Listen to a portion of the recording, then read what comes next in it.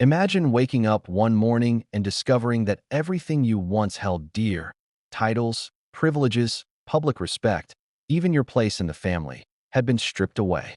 Picture standing in a grand palace, the echo of footsteps around you, knowing that every door you walk through no longer welcomes you, that the name you've carried your entire life has lost its weight, its power, its meaning. This is not a fictional story. This is exactly what happened to Prince Harry and Meghan Markle, one of the most talked about couples in modern history.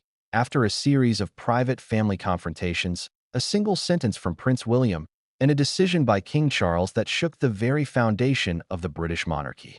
Before we continue, please hit the like button, subscribe to the channel, and turn on the notification bell for updates. You might be wondering, how could it come to this? After all, Harry and Meghan had already stepped back from their royal duties once before, creating headlines that spanned the globe. They had moved to California, launched their foundations, signed massive media deals, and seemed to be carving out a new life far from the scrutiny of the palace. But no one, absolutely no one, anticipated that a family dispute, simmering in private for months, could erupt into a historic action, stripping them of all royal titles, reducing their status to commoners in the eyes of the monarchy, and sending shockwaves across royal circles worldwide. The story begins, as many royal dramas do, behind closed doors. There are no cameras, no eager journalists lurking in corners. Only the silent tension of palace hallways, the low murmur of advisors, and the unmistakable weight of tradition pressing down on a modern family caught between duty, reputation, and personal desire. A single conversation, a single remark, or a single demand can ignite consequences that ripple far beyond the walls of Buckingham Palace. And in this case, that one sentence came from Prince William. A sentence so potent, so sharp, that it left his father, the king, no choice but to act. Have you ever wondered what it feels like to be on the receiving end of history's harshest judgment? Imagine being told that your status, your rank, everything you've known since birth no longer exists. And not just for a day, not just temporarily, but permanently. How do you process that? Do you fight? Do you plead? Or do you accept it, knowing that the eyes of the world are watching your every move, ready to judge every reaction, every tear, every smile? The palace insiders describe a scene of unprecedented tension. Sources claim that William confronted Charles with an ultimatum: reinstate Harry and Meghan as working royals, and I will step away from my responsibilities. Keep them at bay, and you risk dividing the family and the institution forever. William's words, measured yet firm, reportedly struck a nerve that no advisor could have predicted.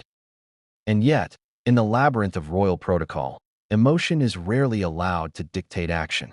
The monarchy is both a family and a centuries-old institution, and when personal conflict collides with tradition, the results can be explosive. Meanwhile, Harry and Meghan, far from the palace, were navigating their own storm. Unbeknownst to the public, their private communication channels were buzzing with tension.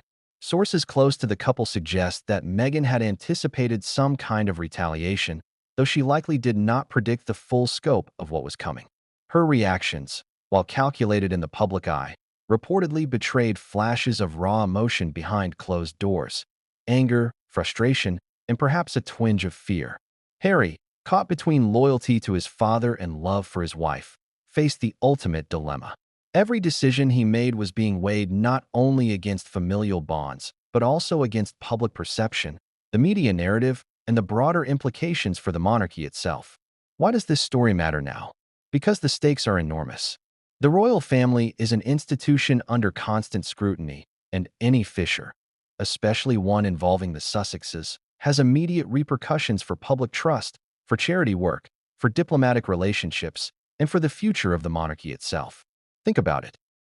A single family dispute, handled in private, has the power to dominate global news cycles, impact billions in media deals, and influence public sentiment toward one of the world's most iconic institutions. And for the first time, insiders suggest this is not just about titles or money. It's about the survival of the monarchy in a world that demands relevance, transparency, and accountability.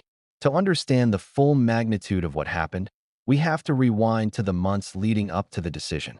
There were meetings, some informal, some scheduled with the utmost secrecy, where advisors whispered cautions and where tension built quietly like a storm over the horizon. Every detail mattered: the timing of media appearances, the tone of private letters, the strategic release of statements. Even the smallest gesture, a raised eyebrow in a meeting, a delayed response to a text, could escalate into speculation that would inevitably reach the press. The monarchy, it seems, is as much a theater of perception as it is a hierarchy of power. And then there was the pivotal moment, the sentence from William that changed everything. Reportedly delivered in a private conversation with his father, it forced King Charles into a choice that would ripple across generations. Would he preserve the titles and risk the wrath of his heir apparent? Or would he take decisive action, knowing it could alienate his son and further polarize the public? In the end, the answer came in a royal declaration that stunned the world. Harry and Meghan would no longer hold any royal titles, no longer carry the styles they had once been born into, and no longer participate as working royals. The words were brief, formal, and to the point, but their impact was anything but. At this point, the story isn't just about royal titles or family drama.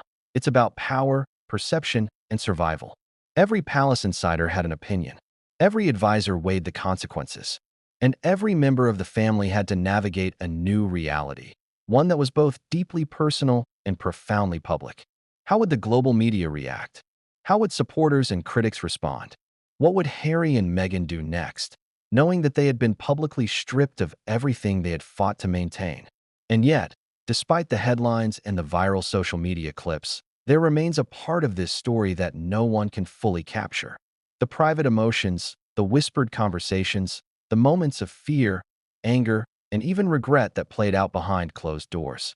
It is in those spaces, away from cameras and reporters, that the true drama unfolded. Where Harry wrestled with the implications of his brother's ultimatum. Where Meghan contemplated her next move. Where King Charles weighed duty against family, tradition against the human heart. This is a story that combines the spectacle of royalty with the raw intensity of personal conflict. It is both public theater and private heartbreak, and it will raise questions that you, as the audience, cannot help but ask yourself. If you were in Harry's shoes, would you fight? If you were Meghan, would you retreat or retaliate? If you were William, could you make a decision knowing it would hurt someone you love, yet feel it was necessary for the greater good? But what came next would change everything, and no one saw it coming. The decision by King Charles was just the beginning.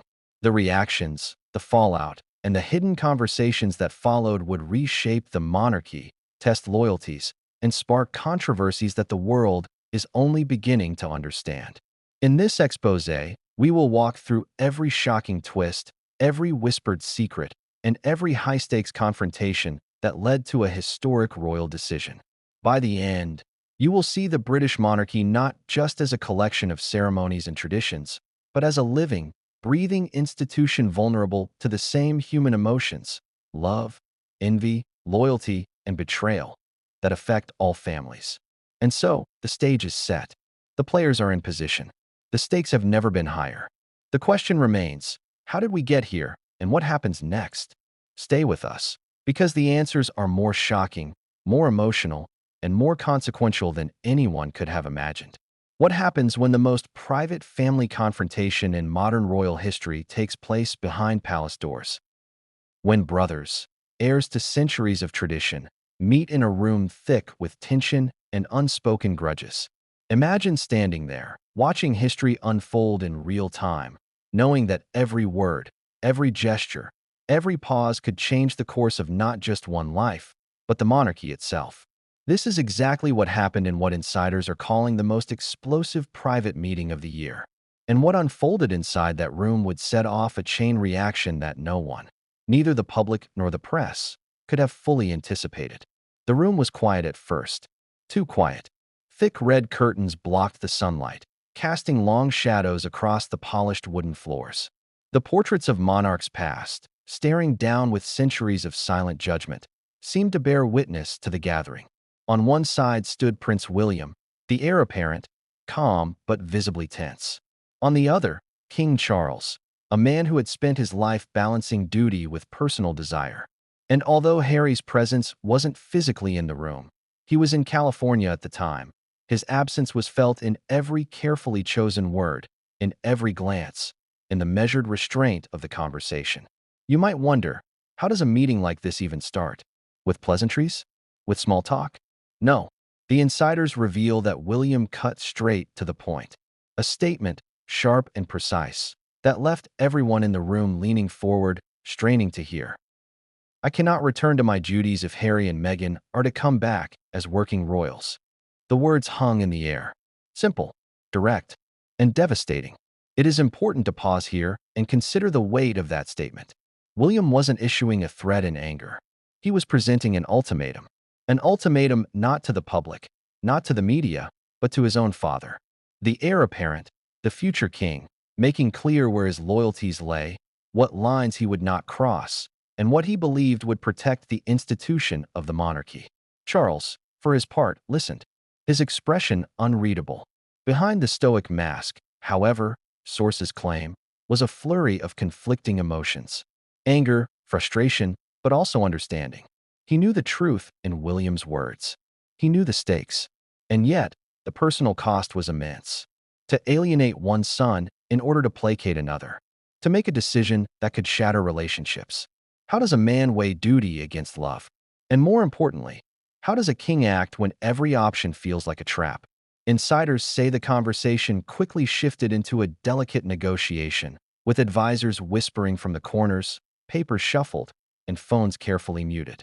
The topic was simple on the surface, Harry and Meghan's potential return. But beneath that, it was anything but simple. Every argument touched on decades of accumulated tension. Harry's estrangement, Meghan's clashes with staff, public gaffes, and media battles that had made headlines around the globe. William's point, relentless and unwavering, was that restoring Harry and Meghan as working royals could destabilize the monarchy entirely. And as he spoke, it became clear that this was about far more than personal grievances. It was about perception, about control, about survival. But what of the human element? William and Harry, despite everything, share a bond forged in childhood. Memories of summer vacations, sports matches, and whispered secrets in the nursery all linger in the corners of their minds.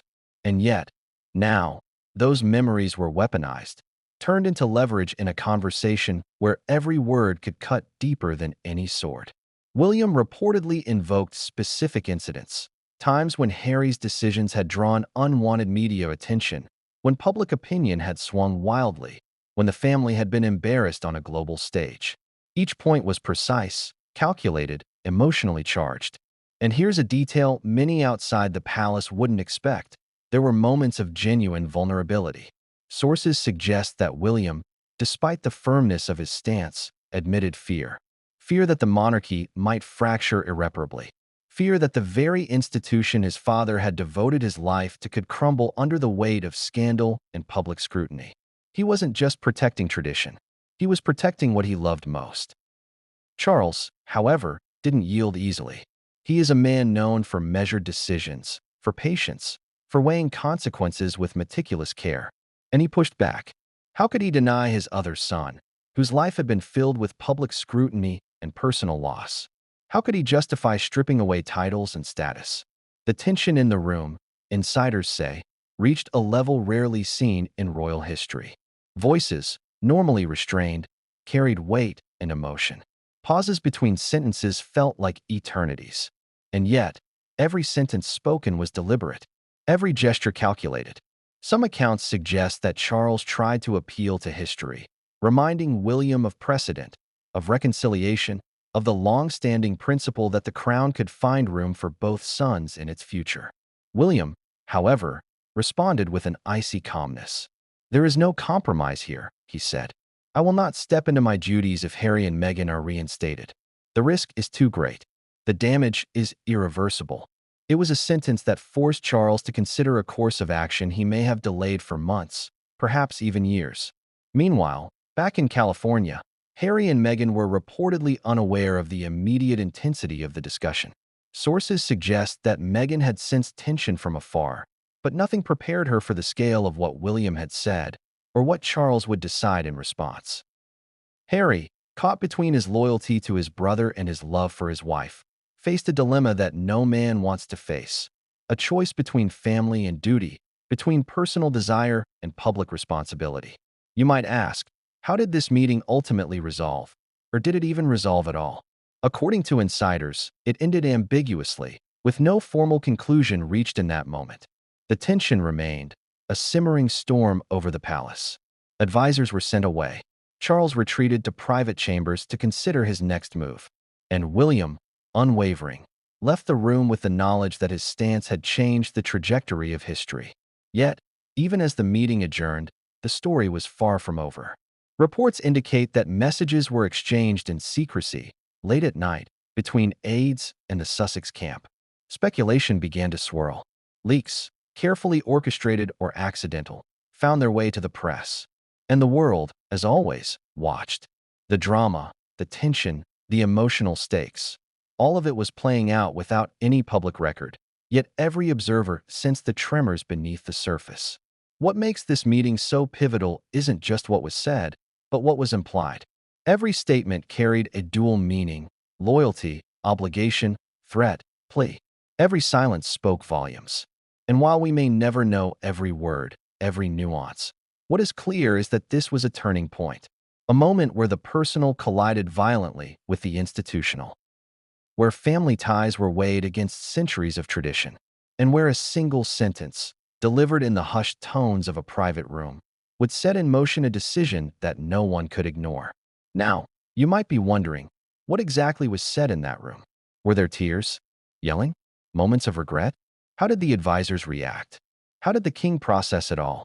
The answers, as we'll uncover, are a mix of rumor, leaked reports, and insider accounts. But together, they paint a picture of a meeting that was as emotionally charged as it was historically significant. And the cliffhanger? The outcome of this tense meeting wasn't immediate. But what came next? The decision by King Charles, the declaration that would shock the world, and the reactions of Harry and Meghan would change everything. And the twists that followed inside the palace were far more dramatic than any public headline suggested. What would you do if your family asked you to choose between loyalty and legacy, between love and duty? For Prince William, that question became more than theoretical.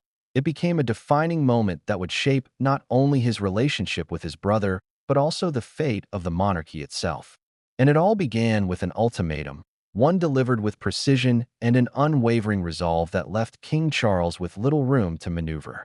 The tension had been building for months, though few outside the palace understood the depth of it.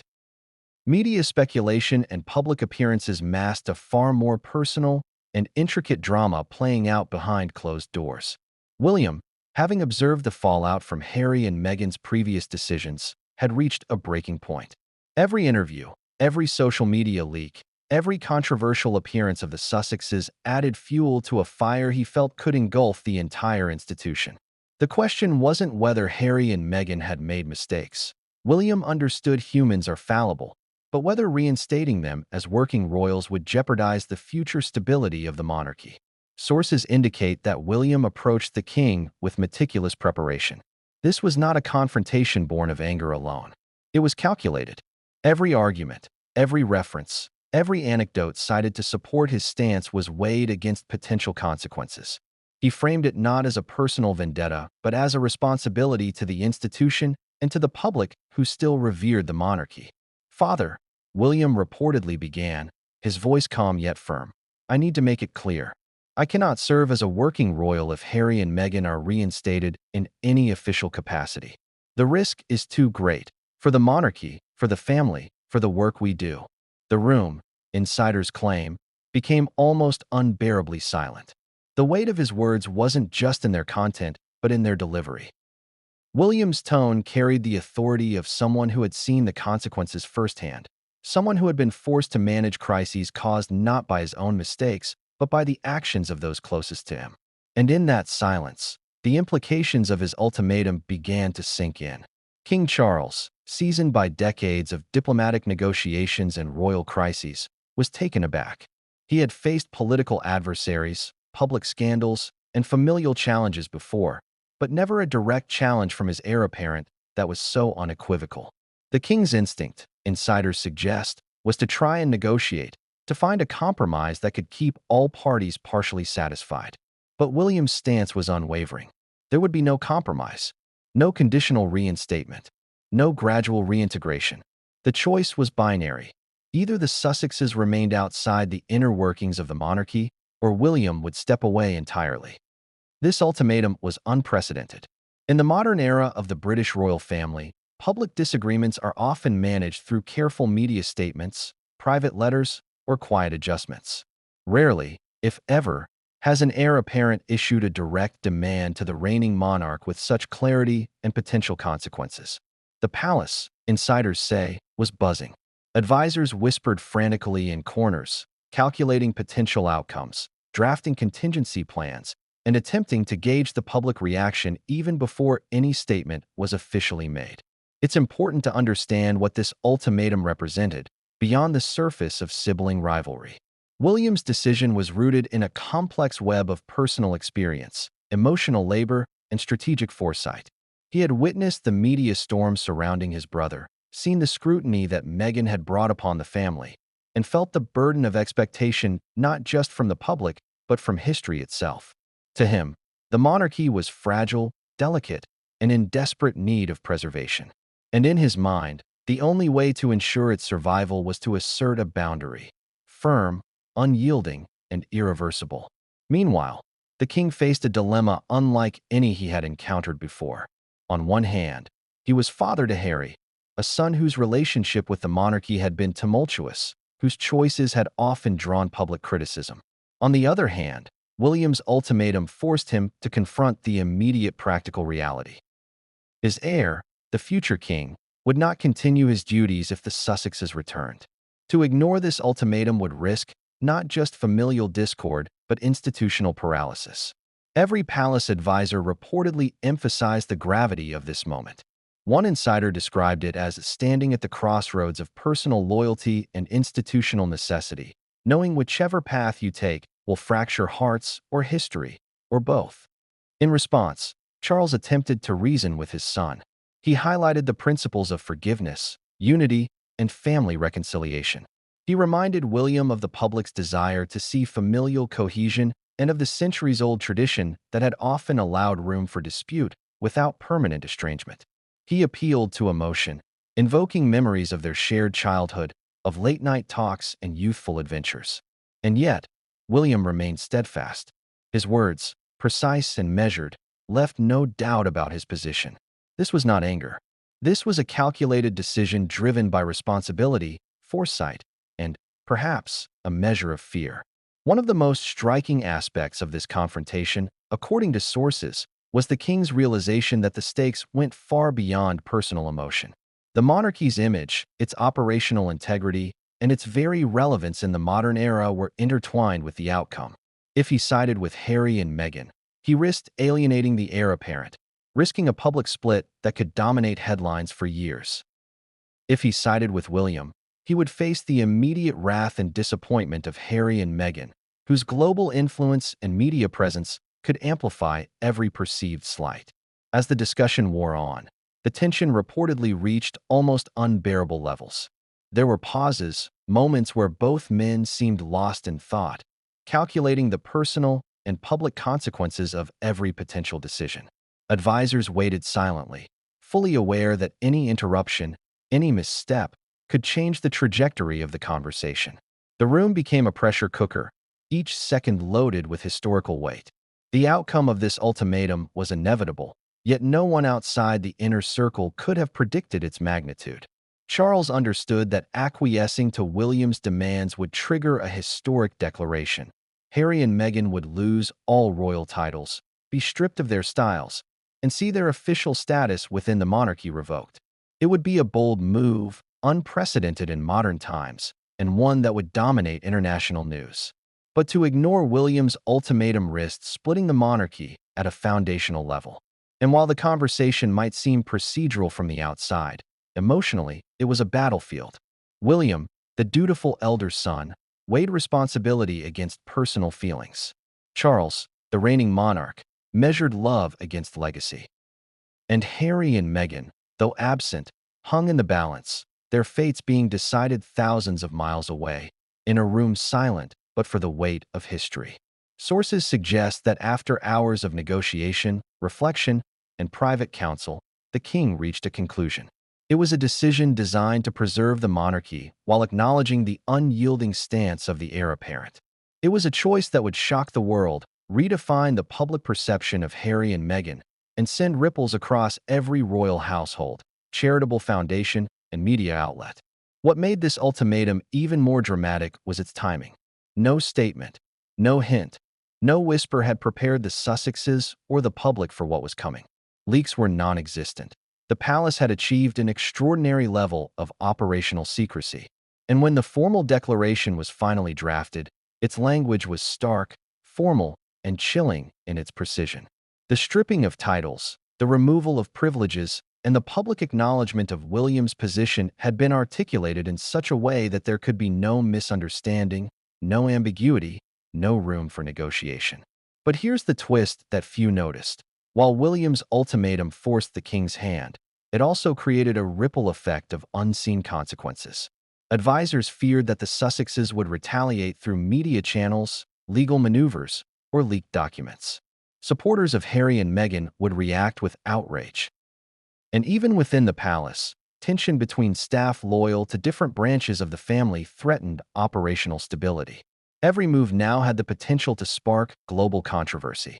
As the ultimatum set the stage for what would become one of the most dramatic royal episodes in decades, the questions began piling up.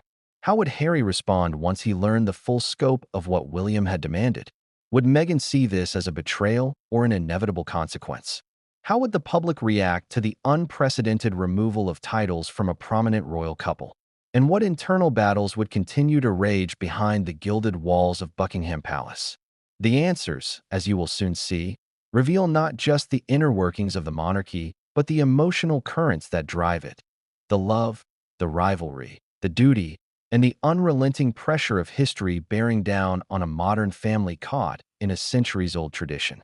And yet, even as King Charles prepared the formal declaration, even as advisors strategized for public fallout, the true shock was still to come.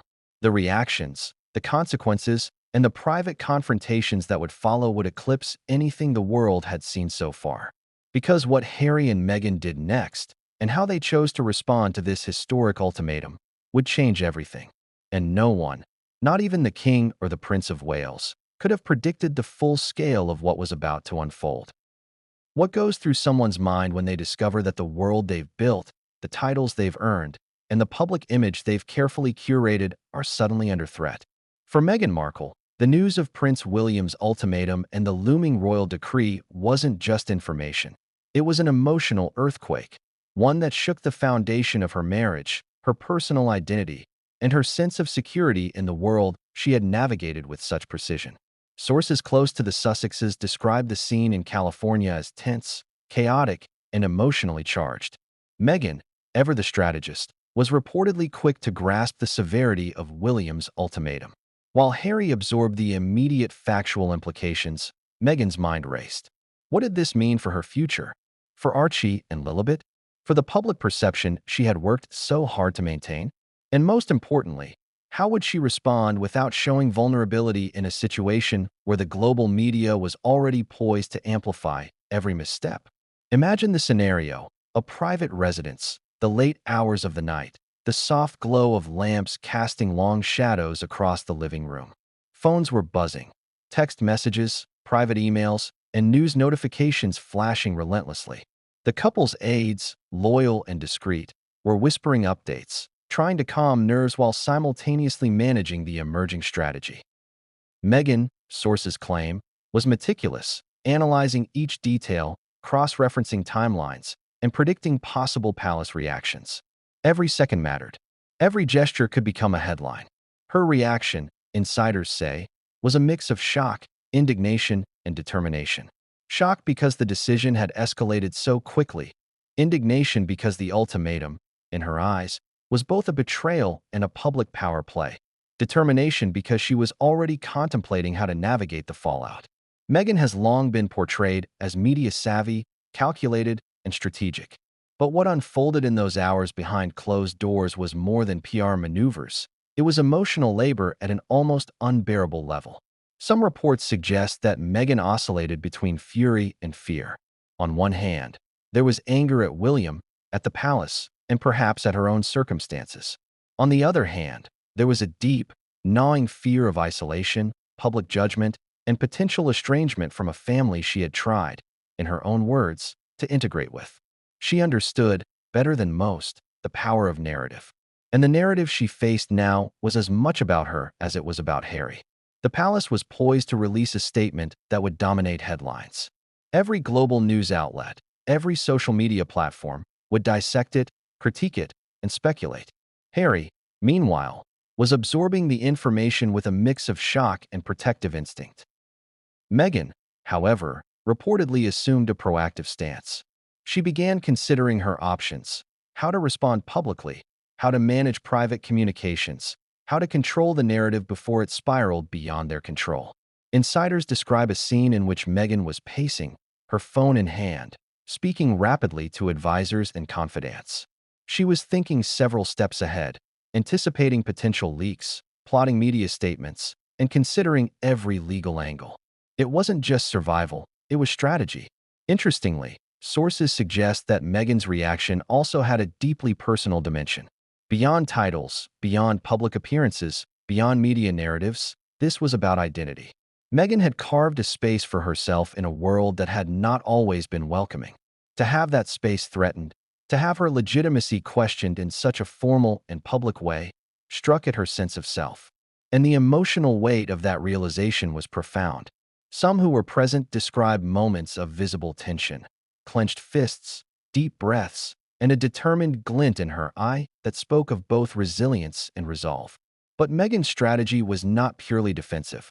Reports indicate that she began thinking offensively as well, anticipating possible palace vulnerabilities, identifying allies within the media and public opinion, and considering avenues to counteract the narrative that the King and Prince of Wales were constructing. She recognized, with characteristic foresight, that the public's perception could shift dramatically depending on how she chose to present her response. Every statement, every social media post, every subtle appearance could reinforce her image or undermine it. And yet, despite all the planning and foresight, there was an element of human vulnerability. Meghan, for all her strategic brilliance, is also human. Sources suggest that there were moments of tears, moments of frustration, and moments where she questioned the morality and fairness of the situation. The enormity of being stripped of status while thousands of miles away, reliant on distant communication and indirect updates, created a pressure few outside the palace could comprehend. This was a mix of fear, anger, and determination, a cocktail of emotions that would influence every subsequent move. Some insiders also claim that Meghan privately confronted Harry about the implications of William's ultimatum. The conversation, reportedly intense and emotionally fraught, involved both practical considerations, legal steps, media management, and potential public statements, and deep personal reflections. They discussed not just their own futures, but the futures of their children. What would life look like for Archie and Lilibet if this decision went public? How could they protect their family while navigating a global media frenzy? Interestingly, this is where Meghan's strategic side reportedly intertwined with her emotional side. While anger and indignation fueled her, foresight and calculated planning directed her actions. She began assembling a small, trusted inner circle of advisors who could help manage both the practical and emotional fallout. These individuals were tasked with coordinating responses, drafting talking points, and monitoring international reactions. Meghan, by all accounts, was hands-on in every detail, determined to maintain control over as much of the situation as possible. One of the more surprising elements, insiders say, was Meghan's use of the media itself as a psychological shield. She understood that controlling narrative could serve as a form of defense, a way to project strength while mitigating vulnerability. Every potential headline was analyzed for its emotional impact and its ability to influence public opinion. The Sussex's team reportedly considered timing, phrasing, and potential reactions before any communication was drafted or released. Yet, even with meticulous planning, uncertainty loomed. Meghan knew, as anyone in her position would, that palace dynamics are unpredictable. A single misinterpreted gesture, an offhand comment, or a leak could undo weeks of careful strategy. Every advisor brought a different perspective. Every legal consultation revealed potential pitfalls, and every scenario demanded contingency planning. It was, in effect, a chess game played on a global stage with consequences extending far beyond any individual move. Through it all, Meghan's emotional resilience became the defining factor. Observers report that despite the intense pressure, she maintained a sense of control, balancing fear and fury with forward-looking strategy. And while Harry offered support and guidance, it was Meghan who reportedly drove many of the immediate decisions, demonstrating a mixture of intuition, emotional intelligence, and tactical acumen that few could rival. But here's the twist that nobody outside their inner circle fully grasped. While Meghan's reaction was grounded in defense and strategy, there was also a desire for retribution, subtle, calculated, and carefully veiled from public view. Insiders suggest that she considered ways to leverage public opinion, media narratives, and selective leaks to counteract the palace's moves. This wasn't impulsive, it was deliberate, a measured response designed to influence both immediate outcomes and long-term perception. And yet, even as Meghan navigated this complex emotional and strategic landscape, the clock was ticking. The formal announcement from the palace was imminent. Every decision, every reaction, had to account for the fact that once the declaration went public, there would be no turning back. Titles, privileges, and public standing would be stripped, and the couple's image would be under intense scrutiny worldwide. The question becomes, how does someone maintain composure, strategy, and emotional stability under such pressure? How does one plan for a crisis of this magnitude while grappling with the personal betrayal, fear, and anger that accompany it? Meghan, sources claim, did so by compartmentalizing, focusing on immediate decisions while anticipating long-term consequences, and maintaining a steely resolve that even Harry found impressive. But what came next would push her strategy, her emotional resilience, and her relationship with Harry to the limit. Because the formal declaration from King Charles was about to go public, and the reactions it triggered would be immediate, intense, and utterly transformative, not just for Meghan and Harry, but for the monarchy, the media, and the global public. What does it feel like to be caught between the person you love most and the institution you were born to serve? To be torn between family and duty, between public expectation and personal desire? For Prince Harry, the events set in motion by William's ultimatum and King Charles's impending decree created a storm of conflicting emotions, a maelstrom that left him both furious and fractured, determined yet conflicted. And behind the closed doors of his California home, that storm was anything but silent. Harry had always been the more impulsive of the two brothers. While William approached situations with measured restraint, Harry's instinct was emotional, immediate, and unfiltered. But in this crisis, the stakes were higher than anything he had encountered before. He was no longer a prince making youthful mistakes. He was a man navigating the full weight of family loyalty, global media scrutiny, and personal survival, all while knowing that a formal decision from the king would strip him and Meghan of the titles they had fought to maintain. Sources close to Harry describe a scene of intense private reflection.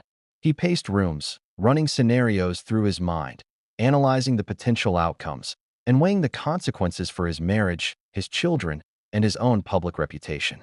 He was furious at the palace, at his brother, at the system that demanded loyalty over personal happiness.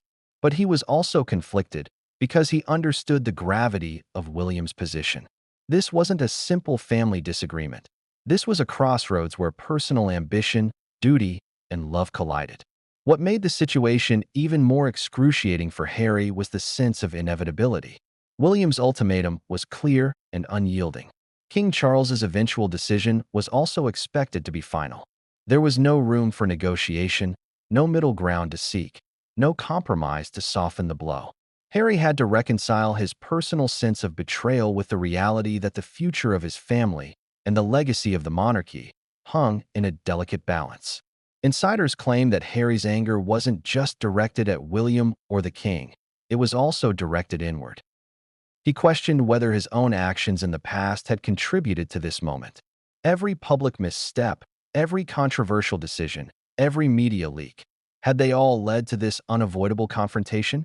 He grappled with guilt and frustration, and the weight of decades-long familial tension pressed down on him like a physical force. How could he protect Meghan, protect his children, and still navigate the labyrinth of palace politics? Meanwhile, Harry's loyalty to Meghan was unwavering. But that loyalty came with its own complications. He understood that any reaction from him could affect her public image, the narrative they were trying to maintain, and the delicate balance of support among their global followers. Sources suggest he spent hours in private discussions with her, weighing options, venting frustration, and attempting to formulate a coherent strategy. There was anger, yes, but also a profound sense of responsibility. He could not act purely on emotion. The consequences were too significant, the stakes too high. One particularly striking aspect of Harry's emotional state was the sense of betrayal he reportedly felt toward William. Despite the love and shared history between brothers, William's ultimatum was perceived as a personal affront. It was not only a declaration about the monarchy's structure, but also a statement that directly challenged Harry's place in the family. And yet, beneath the fury, there was also an understanding. William's position was logical, strategic, and arguably protective of the institution. Harry's rage was tangled with empathy, creating a confusing mix of emotions that he struggled to articulate even to those closest to him. To cope, Harry reportedly relied on a mix of private reflection and trusted confidants. He reached out to advisors, friends, and even select members of the media to gauge reactions, test strategies, and explore possible responses. Every conversation was carefully controlled, every word measured. But the intensity of the situation meant that even these carefully managed interactions were emotionally charged.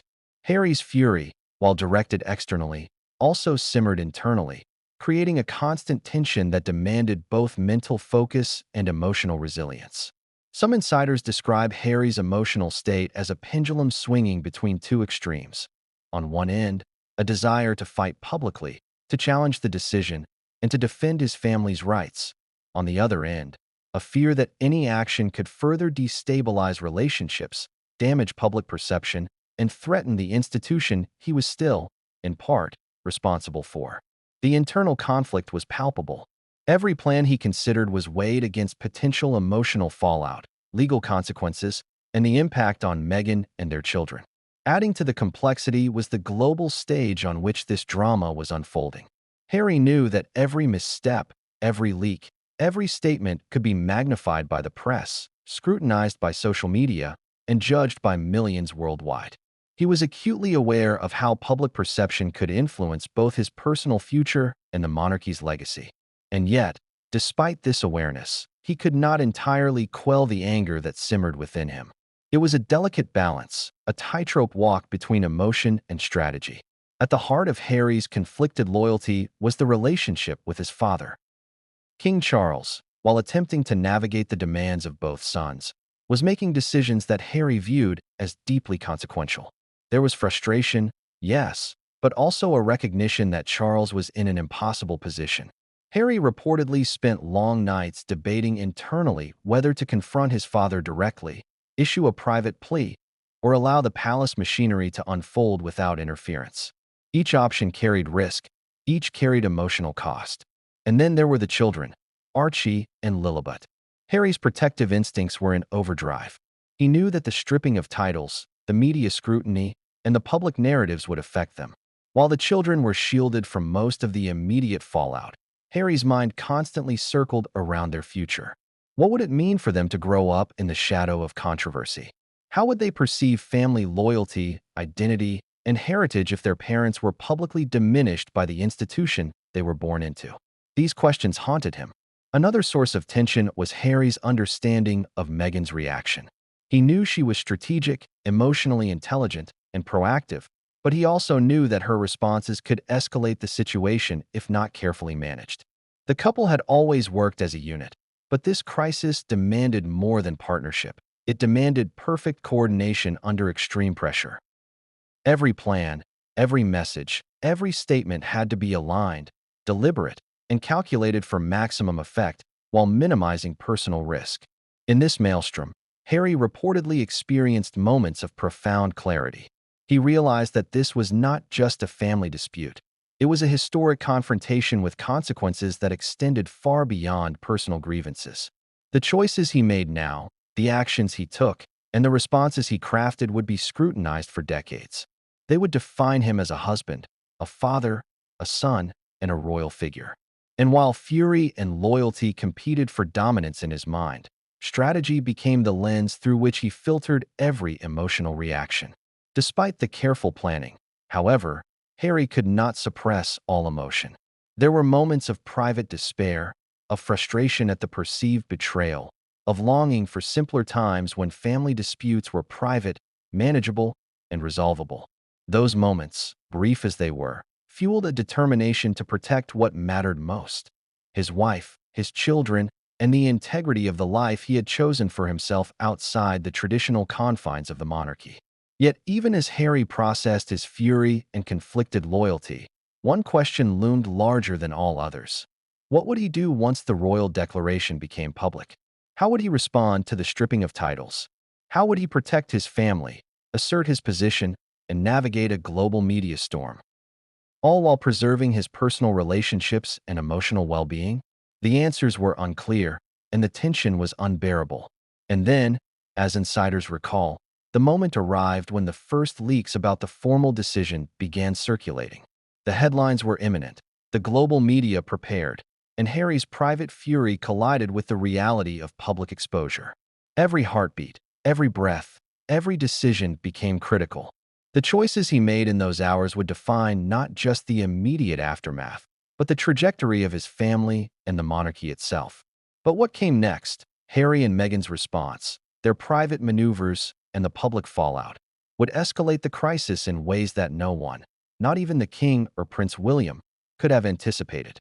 The storm was only just beginning. What would you do if you received a letter from the King that changed everything you once thought untouchable?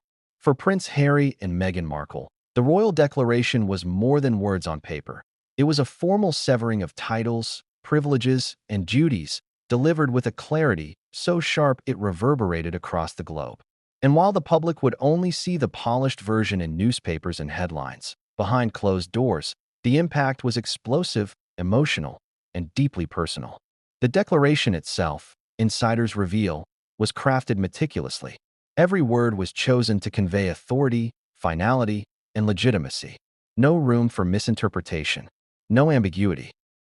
Harry and Meghan were officially stripped of their royal titles, their status as working royals revoked, and their privileges within the monarchy rescinded. The document reportedly stated, in measured yet unmistakable language, that the king recognized the sacrifices made by both sons, but that the ultimatum delivered by Prince William left no alternative. This was not just a legal decision.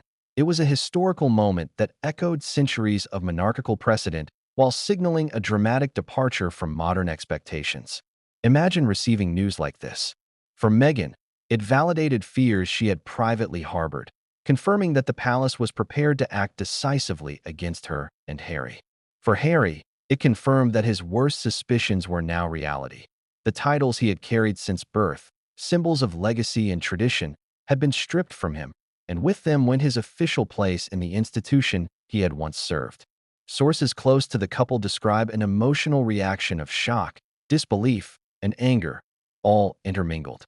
But what makes the declaration so extraordinary isn't just the content, it's the timing.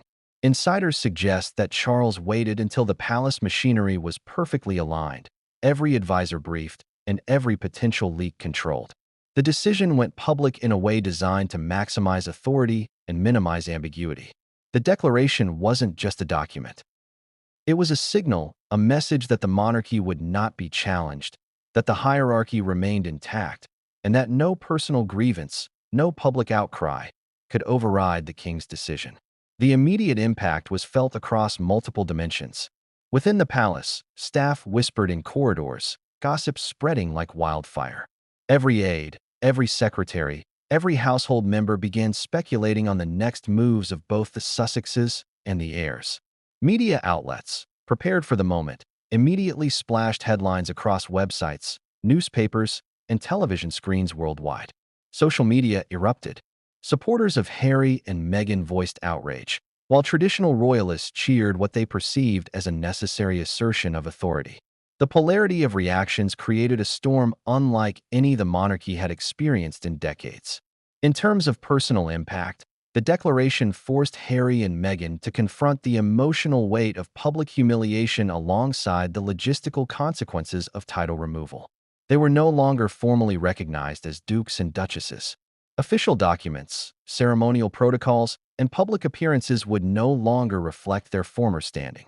Their very names, once synonymous with royal presence, now carried the weight of exclusion and, in some circles, scandal. The declaration also contained a subtle yet provocative element, a reference to William's ultimatum and the king's acknowledgement of the heir apparent's position. Insiders describe this as a masterstroke in palace communications, a way to assert authority while highlighting internal consensus. It subtly placed the responsibility for the action on the family's internal dynamics, implying that the removal of titles was as much about preserving the monarchy as it was about individual behavior. For Meghan and Harry, however, it read as a deliberate power play, a reinforcement of exclusion and control. What many outside the palace did not see immediately was the emotional choreography behind the scenes. Staff were instructed to manage communications carefully, to shield the couple as much as possible from immediate exposure, and to prepare the family for public fallout. Yet, even with these precautions, the emotional impact was unavoidable. The declaration was a historical severing, a public and private blow that cut deeper than most could imagine. It forced Meghan and Harry to reassess everything: their public identity, their strategies for media engagement, and their sense of belonging to an institution they had once embraced. One particularly interesting detail, insiders reveal, was the king's acknowledgement of potential backlash. While the declaration was formal and legally binding, Charles reportedly anticipated that Harry and Meghan might respond with a mix of public statements, private legal maneuvers, or strategic leaks. Advisors debated endlessly on how to manage these possibilities, ensuring that the declaration's authority remained unchallenged while minimizing potential damage to the monarchy's image.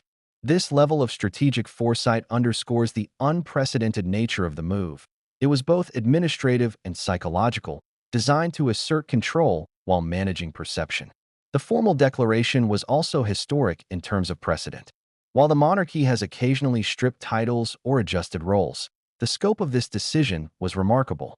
Sources note that few modern observers can recall a comparable act involving heirs of direct lineage and public prominence. It was a statement about the monarchy's priorities, a declaration that family loyalty and institutional stability would, in some cases, outweigh individual rights and privileges. For Harry, the declaration triggered a complex interplay of emotions. Anger, frustration, and betrayal were at the forefront, but alongside these were reflections on responsibility, identity, and legacy. Every public misstep, every media leak, every perceived slight now took on new significance in the context of this formal severing. How had he reached this point? What could he have done differently? And most pressingly, how would he and Meghan navigate the immediate and long-term consequences? Meghan, meanwhile, reportedly absorbed the declaration with her characteristic mix of strategic calculation and emotional intensity. She understood, as she had predicted, that the palace had acted decisively, but she also recognized the opportunity for narrative control. Sources describe a flurry of private discussions with advisors, exploring options for public statements, media engagement, and long-term positioning. It was a moment of crisis, yes, but also a moment of potential empowerment, if navigated with precision. And then there was the public response. Within hours of the declaration's release, global media outlets were flooded with coverage, expert commentary, and public speculation. Headlines ranged from celebratory proclamations about the monarchy's stability to scathing critiques of perceived injustice. Social media amplified these narratives exponentially, creating an environment in which every reaction mattered and every misstep could be magnified. Amid all this, the palace maintained a careful silence. The king did not offer additional commentary beyond the formal declaration, relying on its authority to speak for itself. Advisors monitored reactions, prepared contingency plans, and anticipated strategic responses from Harry and Meghan. The tension was palpable. Every hour, every headline, and every social media post had the potential to escalate the situation further. Yet, even with all precautions, insiders suggest there was one unforeseen consequence: a ripple of uncertainty within the royal household itself.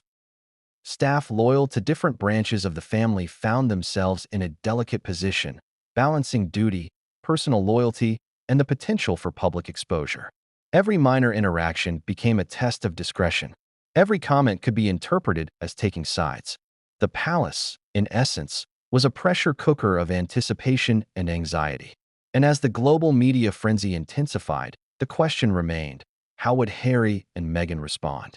Would they issue a public statement, engage in legal challenges, or maneuver behind the scenes to reclaim influence and standing? The formal declaration had set the stage, but it was only the beginning. Because what came next, the couple's reaction, the strategic and emotional moves behind closed doors, and the first public fallout, would push the monarchy, the media, and the world into uncharted territory. The formal declaration was powerful, but the storm it unleashed was only beginning. How does the world react when a royal decree shocks millions overnight? When the people who once symbolized glamour, tradition, and modern influence are suddenly stripped of everything they've been publicly known for? For Harry and Meghan, the release of the formal declaration was not just a personal blow, it was a global event, one that ignited a media frenzy and public outrage on a scale few could have anticipated. And the way the story unfolded in the hours and days afterward would test every instinct the couple had for managing both their reputation and their emotional lives. The moment the news broke, the world erupted. Headlines screamed across newspapers, websites, and social media feeds: Sussex is stripped of royal titles. King Charles takes decisive action. Royal family divided as William issues ultimatum. Within minutes, journalists were scrambling. Press teams were issuing clarifications, and public relations experts were analyzing every nuance. The declaration itself, dry and formal in tone, became a sensational talking point because of the personal stakes it implied. The stripping of titles was not just administrative, it was symbolic. It represented exclusion, judgment, and the finality of familial power dynamics. Across social media, the reactions were immediate and polarized. Supporters of Harry and Meghan flooded timelines with expressions of outrage, memes, threads, and viral posts denouncing the monarchy's action. Critics, meanwhile, applauded the King and Prince William, interpreting the decision as a necessary step to protect tradition and the institution from further scandal. Public opinion, already divided over past controversies involving the Sussexes, now fractured even more sharply. Polls, reports suggest, showed a split not just along lines of royal support, but along generational, geographic, and political divides, highlighting the global nature of the controversy. Some of the most dramatic reactions came from within the celebrity and influencer circles. Former allies of Meghan, global philanthropists associated with Harry, and international media figures publicly weighed in, often fueling speculation about retaliation, public statements, and strategic media maneuvers. At the same time, palace supporters and royal commentators took to television and radio, analyzing the decision with historical comparisons, legal perspectives, and psychological insights into family dynamics. Every public comment added layers of complexity to an already volatile narrative. The media frenzy wasn't limited to commentary. It rapidly evolved into investigation. Journalists scoured public records, leaked documents, and past interviews, searching for patterns, inconsistencies, and potential future implications. Rumors circulated about private letters, secret meetings, and undisclosed communications, creating a climate where fact and speculation blurred together. Social media amplified these narratives exponentially, turning private family decisions into a global spectacle that dominated headlines for days. Behind the scenes, the palace staff reportedly worked around the clock to manage the fallout. Communications teams monitored public reactions, drafted talking points for future press inquiries, and coordinated internal messaging to mitigate potential reputational damage. Every staff member faced the delicate task of balancing loyalty to the family with the reality of public scrutiny. One insider described it as trying to hold a storm together with threadbare rope. Every misstep risked further escalation. Meanwhile, Harry and Meghan were responding privately. Sources claim that they observed the media storm with a mix of anger, strategic calculation, and emotional exhaustion. Meghan, as always, reportedly focused on narrative control, analyzing headlines, timing potential statements, and planning countermoves that would preserve their dignity while subtly influencing public perception. Harry, on the other hand, grappled with the frustration of being portrayed as powerless despite his global influence and high-profile platform. The couple faced the unique challenge of managing both emotional and reputational crises simultaneously.